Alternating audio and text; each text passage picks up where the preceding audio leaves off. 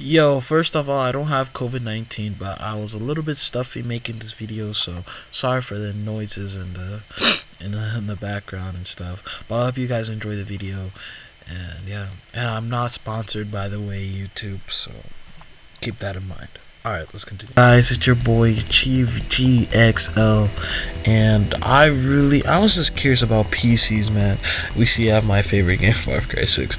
Let me not get distracted, but actually, man, I wanted to talk about PCs and stuff like that, and we will be comparing a pre-built that is, budget pre-built versus a high quality pre-built, and let's see, how they go against each other. Now, of course, the high spec will win because you get what you pay for, of course. But I'm just curious of, what, like, can you still get value from a budget computer? For the, budget computer is $1,000, and anything low is good. And for the high is anything up, so better. So I guess we'll start with the elite computer, because I think that would be more interesting. But we will not do it on iBuyPower. No, we're gonna do it on Digital Storm, and these people build elite computers. If you're looking for a workstation or something just to go all out in, I definitely recommend Digital Storm. Blue it is. You're gonna get the nice. No thanks. No thanks. No thanks.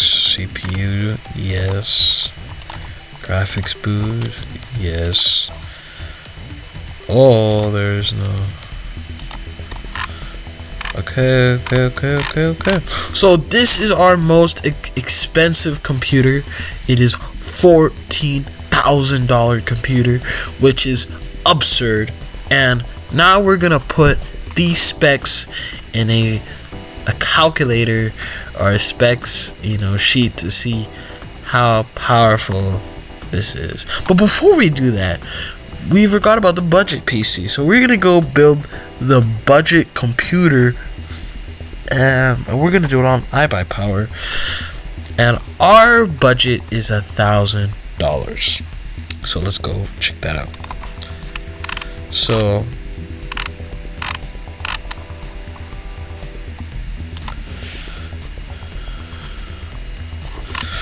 as we see here, there are some computers, and I thought this case was really cool, so we're gonna try it out. So this is our budget computer, and it costs $1,000, which looks like a big, a lot of less money than the elite. We get this is the computer itself, if you guys want to see. I like this case, man. It looks really nice. That's what it looks like on the inside and stuff like that. So now what I'm gonna do is compare this computer, and also compare we're also gonna compare this computer to the budget PC, and we're gonna see the main differences, and we're also going to discuss graphics changes and my final thoughts on a budget computer. Alright, so the prices are not accurate, but we have the budget PC versus our elite computer. Let's see how big of a difference it is. So clearly we have two differences. Now let's check the huge analysis. So for two games like Tomb Raider, you can tell that the Threadripper beats it by a lot, man. Look how crazy these games are so far apart. The gang, like the Threadripper is just ripping them all apart. GTA 250.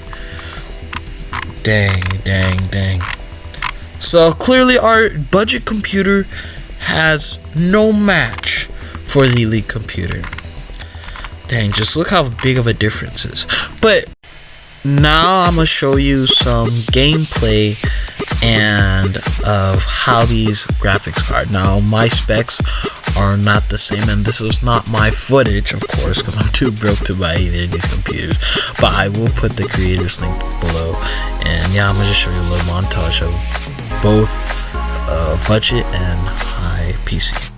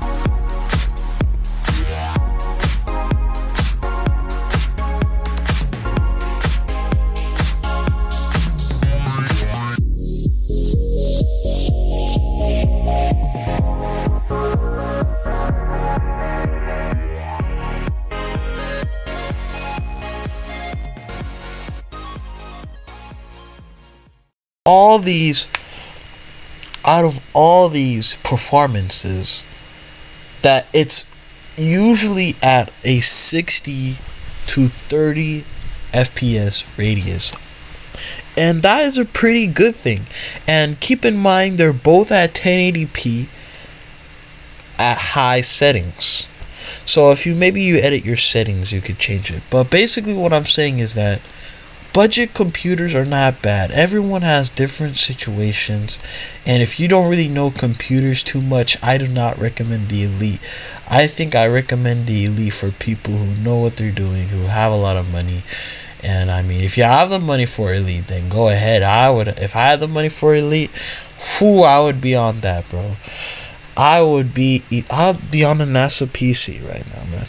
But in realistic terms, I'll probably have the budget. Which the budget I will be really satisfied with, because first off, the human eye can only see 30 FPS anyway. So 30 FPS and 60 FPS is fine with me.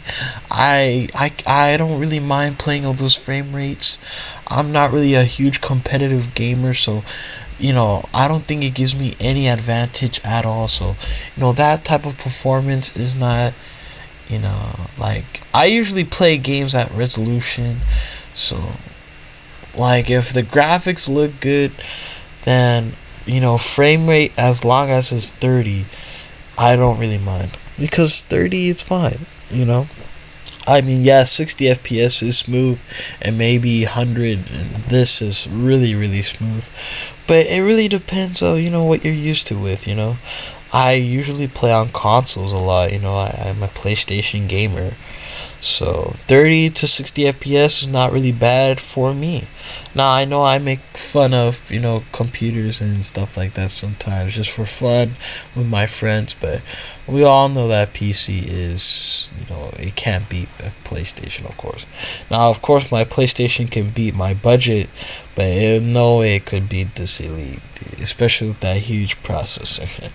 No, but I mean, yeah, man, like, I guess the best budget is $1,000, man. You can do a lot with $1,000. You can with this computer, you can catch up with modern, games, especially the next gen ones that are coming soon. Because as we can see here, it's, even though it's a huge difference, as we can see, we're still getting, 200